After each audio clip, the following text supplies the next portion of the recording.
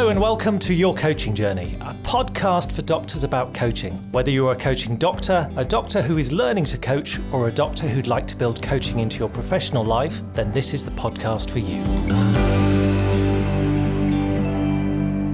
Hi, I'm Helen Leathers, and with me today is my podcast co-host and business partner, Tom Dillon. Good morning, Tom. Good morning. How are you? I'm good, thank you. I am feeling quite festive. Festive? Yes, because as we record this, we're coming up to Christmas, and I have my Christmas jumper on. I've got Christmas socks on. Have you? I don't wear them out. But... Good. So are you feeling festive today? Kind of. Not yet. It's too early.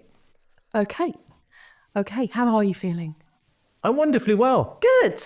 I feel we're back on track now. That's good. Excellent. Tom, what are we talking about today? Today we are talking about, actually it's a topic I really enjoy talking about. We're talking about unconscious bias. Ooh, interesting. Yeah, no, it's one of those things that we have all experienced. Even if we're suffering from the blind spot bias, that one would suggest that we know people have unconscious bias, but believe we don't. Okay. That sounds like a very circular bias. Everybody else has got a bias, but not me. It's the blind spot bias. The bias blind spot. One of those. Okay. So let's begin with the basics. What exactly is unconscious bias? Well, it's something we all have, whether we're aware of it or not, but it's really that idea that we make automatic judgments about people, ideas, situations, based on stereotypes, heuristics, beliefs, personal feelings, rather than objective facts and evidence. So it's all going on underneath the surface and we're not consciously thinking about it. So I've always thought of it as a little bit of a brain shortcut. Yes. Yeah. That's good. I'd go along with that. Agree. Okay. So you've already mentioned blind spot bias. What other examples of unconscious bias have you got? Well, the confirmation bias is something that we all tend to experience as well, in that we will have an idea in our head, we'll have a belief about something, and then we will search out information that confirms our belief and we'll disregard information that doesn't. So you've got a bit of an issue with Johnny Depp, haven't you? Because of things that have come to light about him. Yep. So you're not a big fan. No. So that would suggest that when you hear nice things about Johnny Depp, you kind of ignore them because of other stuff you've heard. And then when you hear things where people aren't particularly favourable about him, you go, yeah, because he's a horrible man. But interestingly, that flags up a bias that I'm also aware of, that people who if someone finds someone more attractive, they're less likely to believe the bad things about them. And I think that's what happened in that whole Johnny Depp scenario. Yeah, people refuse to believe ill of him because they liked him. Yeah. Yeah. Despite all of the stuff that went before about believe women and Me Too and all of that. Yeah. We're in danger of getting a bit political here, aren't we? And actually there is another unconscious bias called the halo effect, where if we recognise a positive quality about someone, then we kind of think that applies to them in general. Yeah. As opposed to the horns effect, where if you don't like someone, within seconds of meeting them, you're unlikely to change your mind. That's the confirmation bias. Oh. That if we've made a judgment initially, then we are unlikely to, because we use our confirmation bias to support our view. We don't like being wrong. Yes. And the horns effect is if we don't like someone, then we only see the bad in them. Yeah. So if we don't like a particular aspect of them, like Johnny Depp, there are things you don't like about him, so you refuse to see anything good in him. Yeah. Yes. Yes. Good. So that's one. There's also the optimism bias that allows us to believe that we are better than average at certain things. So 90% of drivers in the UK believe that they are above average drivers, which is obviously mathematically impossible. The majority of people also believe that they're better than average at getting along with other people. Again, they can't all be right, can they? Newlyweds believe that their marriage has 0% chance of failing, even though 42% of UK marriages end in divorce. And I suppose you've got to go into marriage with that idea. Yes. No one goes in thinking they're going to end up getting divorced. No. But we tend to be optimistic. and it's generally about our ability to make things happen, that we can buck the trend. Yeah. And I quite like that optimism of people, of humans. Yeah. But maybe that's because I'm an optimist. Yes. Yeah. Another interesting phenomenon is the IKEA effect that leads people to value something that they've had a hand in creating over something they've just purchased, like IKEA furniture. I love that. Yeah. I'm considering that is probably a newer bias and wasn't created at the time of Freud. No. Much more recent. And talking of IKEA, I saw an interesting statistic the other day that said 1 in 3 babies in the UK are conceived in an IKEA. Really? Yeah. Which I find hard to believe because those stores are really well lit, aren't they? That's such a dad joke. What is in there? We got it in. Oh, dear. Funny. So there's a few interesting unconscious biases. Now, more serious biases exist, such as gender and racial biases, and they are potentially very damaging to individuals and to organisations, to society in general. Yeah, and it's hard to believe that some of those biases are actually unconscious rather than conscious. But some of them show up at an organisational level in terms of hiring people. So those biases can creep into recruitment processes, and people aren't really aware of what's happening. So I once did some work for an accountancy firm where all the members of the board were men, white, middle-aged men. There was no diversity at all within there. I mean, they had females working for them, but That was nice of them. yeah, but no one had made it to the board. And then on the flip side, have had an HR company that I was working with where they were all women, white women, under 45. So again, they weren't consciously recruiting on that basis, but we tend to like people that are like us and we end up favouring them. Yeah. I did once work for a magazine where the guy running it walked through the office announcing to everyone who would listen, "That's the last time I employ a woman," which was very conscious. Conscious, yes. And then there's another interesting set of biases. So intersectionality is where we combine 2 biases. Within some organisations, maybe men are favoured over women, but then if there are women of colour, then there's prejudice against them. And again, maybe on an unconscious level. But I think there was a report out not so long ago that black women in academia were paid less than anyone else. Wow. Which I don't think anyone had stopped to think about that, but that had happened. So that is literally the intersection of 2 biases. Yeah. And if you're at if you like, the wrong side of either of them, then you're going to fall right to the bottom of the pile. Yeah. That's quite shocking, really, isn't it? It is. Yeah. And I've done work in organisations around dignity and respect, and quite often people are unaware that they're behaving in a way that's biased. I mean, yes, again, sometimes you get people that are just outright prejudiced. I mean, quite happy in a workshop to tell you that, well, I don't believe in that. It's what's the woke gone mad or something? They tend to PC gone mad. Yeah. Political correctness. Which has become woke gone mad. Yes. Yeah. Had quite a bit of that in workshops. Try it when you're trying to talk about dignity and respect. But a good education opportunity to enlighten those people. And I remember in the workshop I used to run, that we used to talk about when Barack Obama was president, that women in his cabinet noticed that a certain amount of repeating went on. So that's the repeating of something that a woman has said. So women would speak, they'd be ignored, and then 2 minutes later a man would say something and they'd go, "Oh, well done, that's a great idea," but they just kind of stolen someone else's idea. So that led to the women in the cabinet amplifying the voices of the other women that came up with ideas and actually accrediting them with the idea just to get... Yeah, I've heard that before, where if you notice someone, particularly in this case a woman, saying something great, you would deliberately and consciously make sure that everyone knew they had said it. That's amplifying, apparently. Yes, great. So, yeah. And obviously within social groups, objectification is a bias. And that obviously could be sexual objectification, but also in an organisational context, it could just be seeing people as a source of revenue or just a number. A resource. Yeah, human resources, just as a resource. So it's that starting to dehumanize people, isn't it? Notion that they're not people. I actually once worked in personnel department, and I heard someone say many years later, it was when personnel became human resources, they took the person out of it, and it changed everything.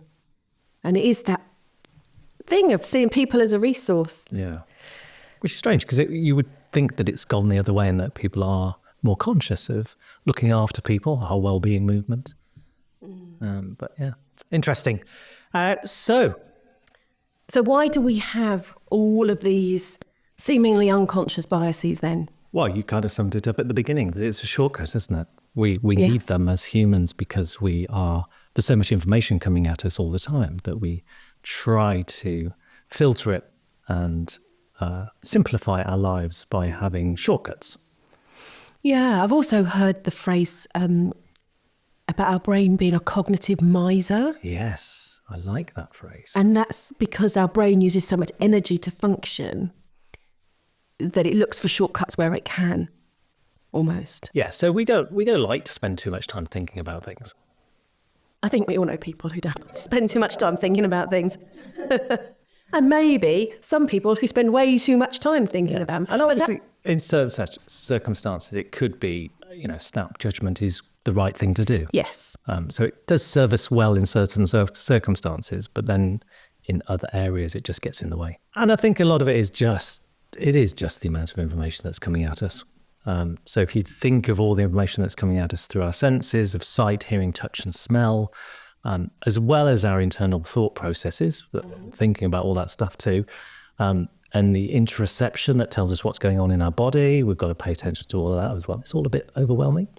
And if you think of the analogy of standing in a field looking around at what's going on around you, the scene around you, the field you're standing in is made up of individual blades of grass that you're able to perceive if you choose to inspect them closely. So you could, from where you're standing, look down at a blade of grass and focus in on it and study it.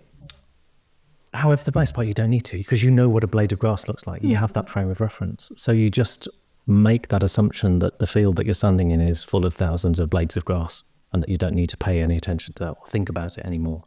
So you're very likely to just take in the scene as a whole and think of it as a collection of blades of grass. So the field is your focus rather than the blades. Because the component parts are so numerous. Yes. Yeah.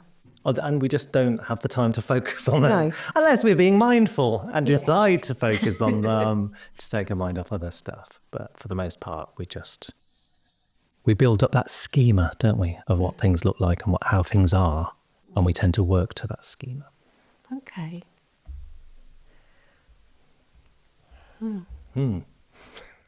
So there are literally hundreds of unconscious biases that we potentially fall foul of, both in the workplace and at home, and without even knowing that they exist.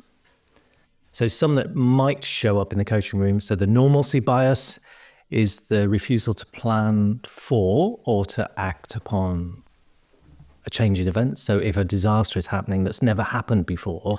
Oh, I can't think. Have we had one recently?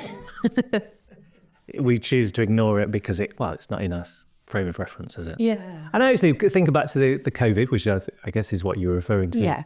The pandemic. I think when that first happened, I was kind of like, oh, well, we've had SARS and we've had pig flu and swine flu or whatever it was, bird flu. We've had this sort of thing happen before. It's never really come to anything. Yeah. And I think It'll be fine. Our normalcy bias and our optimism didn't Yes. necessarily serve us immediately. The plan continuation bias, failure to recognise that an original plan of action is no longer appropriate for a changing situation, or for a situation that's different than anticipated. So again, that makes a lot of sense with COVID, doesn't it? That people will have made plans and they just carried on regardless. And they didn't stop to think about. So I was working with businesses at the time that just wanted to carry on as they were and were just ignoring all the advice about working from home and that sort of thing. And as far as they could, just ploughed ahead. And it's just that's what's normal to them. The ostrich effect, tendency to ignore the obvious negative situation, bury our head in the sand. Yeah, I think people are familiar with that, aren't they? Yeah. And again, that was a big thing in the pandemic, wasn't it? That a lot of people just ignored it. Yep. The planning fallacy is the tendency to underestimate the amount of time that it will take to complete a task. Again, optimism feeds into that as well, doesn't it? Doesn't it? We've got more time than we actually have, but it's that failure to plan, if you like. Yeah. Or even to learn from past mistakes. Yes. Yeah. Because we always know things take longer. Yeah. It's like preparing for a podcast. Yeah. Always takes longer than we think. People are now thinking, you prepare? Another interesting one in a medical context is the Semmelweis reflex. So that's the tendency to reject new evidence that contradicts an established way of thinking about a situation. Oh, interesting. I've not heard of that one. Yeah, so Ignaz Semmelweis, interestingly, was a Hungarian physician, and he was the first person that recognised that mothers and babies were dying in maternity units, this back in the 1800s, when they were being looked after by doctors rather than nurses. And it turned out that the doctors had visited the morgue before coming and doing their delivery of babies and were bringing, obviously, bacteria with them. And so he instigated a regime of washing their hands and that sort of thing. And it was proven that that was true. But the medical establishment widely ignored him for about 40 years before that. Wow. Yeah. Wow. Yeah. Okay. So that's Ignaz Semmelweis. We talked earlier about the halo effect and the horn effect, and again, those might well show up in coaching. And the anchoring effect as well, which is an interesting one. So if we've got a point of reference, then we tend to adjust everything else to that anchor. I remember seeing this demonstrated on a TV program where I think they were stood on the embankment in London and got people to dip their hand into a bag of balls and pick out a number. And let's say the number was 65. So they pulled out number 65, and then they were asked to value a bottle of champagne. And they tended to value the bottle of champagne around £65, somewhere around that. And then when they changed the number on the balls, because the balls were all the same number, when they changed the number on the balls to 25, they valued the bottle of champagne around £25. Oh. So it's just that. So like a priming effect. Yeah. Interesting. Yeah, so all these things again. And obviously commercial organisations use this sort of stuff all the time to influence us, don't they? Yeah. I'm reminded of way back when we did our coaching demo of Tom's Code. I spoke in that about the fact that I'd committed to a course and paid for it, and then was kind of, I don't know if it's the right one for me. And there's a bias in there, isn't there? The sunk cost fallacy. Yes. I've already paid for this. The cost has been covered. So I have to stick it's just with the it. fact that you've invested time, energy, money into something, and you don't want that to go to waste. Yeah. So you cling on to it. I in our course material, because we talk about this a little bit on our course, I talk about going to watch The Kiss of the Spider Woman at the theatre, and I didn't enjoy it at all. And halfway through, I was on my own, and halfway through, I kind of thought I could leave at the interval. And I didn't, because I'd invested the first half in watching it. Yeah. No, I'm going to see it through. It didn't get any better. But And that's more than just money, isn't Yeah. it? It's like you say, time and energy as well. Yeah. So how does unconscious bias show up in coaching? well, some of the ways that we've just suggested, but I think the optimism bias, an awful lot of people coming to coaching will believe that they're better than average listeners. When we do our coaching training, almost every doctor that ever comes to our training says, no, I'm a really good listener. And then as they start to learn in a coaching style how to listen, how to actively listen, then they start to go, oh, I thought I was a good listener, but actually this is listening at a different level. So that's definitely something that might show up, that people will think that they have abilities that are proven not to be quite as good as they thought they were. Intuition is another one, I think, that tends to come up for coaches, that they tend to think that they have really good intuition about everything because they have some good intuition about some things that they know something about. And we're going to talk about that in a future episode. We are, yes. So That's gonna be let's fun. leave that Yes. for that. So I think we have to be aware that we're going to be prone to unconscious bias, and the people coming into the coaching room are just as prone to that as we are. And us as coaches, we are going to be prone to those biases as well. So the more self-awareness that we can have about our own unconscious biases that creep in, then the better. The conversation's going to be really. Yes, is that difficulty in how do you understand something that you don't realise you've got? Yeah. You can't know what you don't know. Yeah, but I think there's going to be times within the coaching room where it feels awkward, or we just don't think that it's gone particularly well, and we're struggling to understand why that is. So I think conversations in supervision could be really helpful for that. And maybe someone else looking in from the outside might recognise that we seem to have some assumptions or some biases going on that we're not recognising. So, and just on a personal sort of self-reflection level, if you reflect, as I do after each coaching session, and think about what went on in the session, then that's maybe another time where you can bring to light some of these biases, these unhelpful thinking that we might be engaging in whilst we're coaching. Yeah, and you mentioned assumptions there, and I think that that's a time when, as a coach, if we feel the coachee is making assumptions, we might challenge gently, and that could be a way of disrupting that bias thinking. Yeah. But not our own biases. Because we'll make our own assumptions, won't we? Yes. And I think that's, again, a really useful thing to think about in the way that you coach. So if you are coaching and bringing in your own assumptions and giving advice, and because you're assuming certain things, it's not as clean as actually just exploring what you're hearing. So, it sounds like this. Yeah. And just letting them know what is going on in your head and how it seems to you. I think that's just a much cleaner way of avoiding the unconscious biases. Yes, absolutely. But otherwise, it might show up. There's something called a self-serving bias, which is a tendency to assess our own successes being attributable to our own efforts and merit, and our failings as a result of external factors. Okay. So that's what we do for ourselves. And then connected to that, there's the fundamental attribution error, which Sounds like a computer problem. which again, it is about how we attribute success and failure. So we'll do that for ourselves, but then for other people, we'll go, oh yeah, that happened because he's rubbish, rather than he was unlucky. And if someone else is successful, they go, yeah, that's only because his dad's rich. We tend to kind of, good. So it would seem that unconscious bias is an inevitable part of being human. But as coaches, it's part of our role to acknowledge that it exists, that it could be showing up for us and for our clients in the coaching room, or even to not notice it in the moment, but to think afterwards, like you say, in reflection, or maybe. So to try to be more aware as much as we can in the space.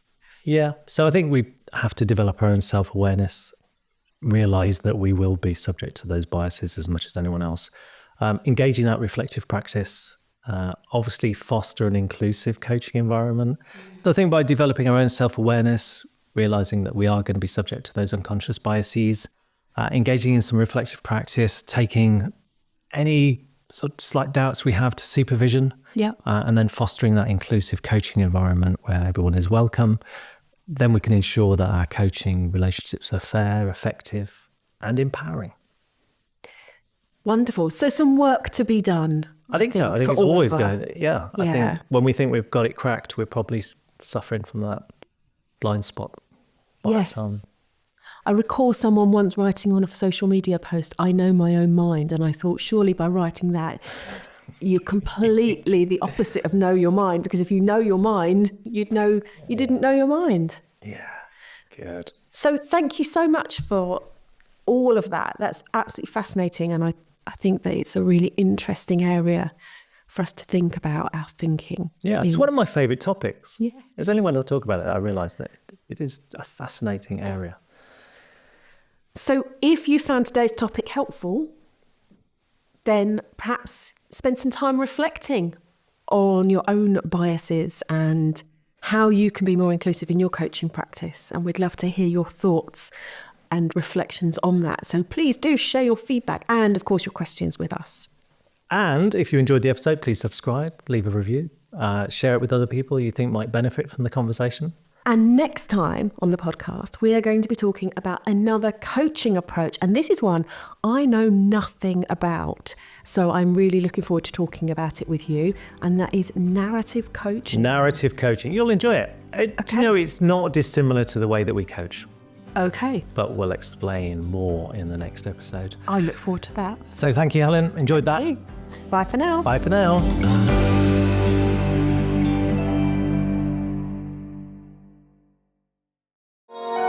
This has been a Monkey Pants Productions podcast.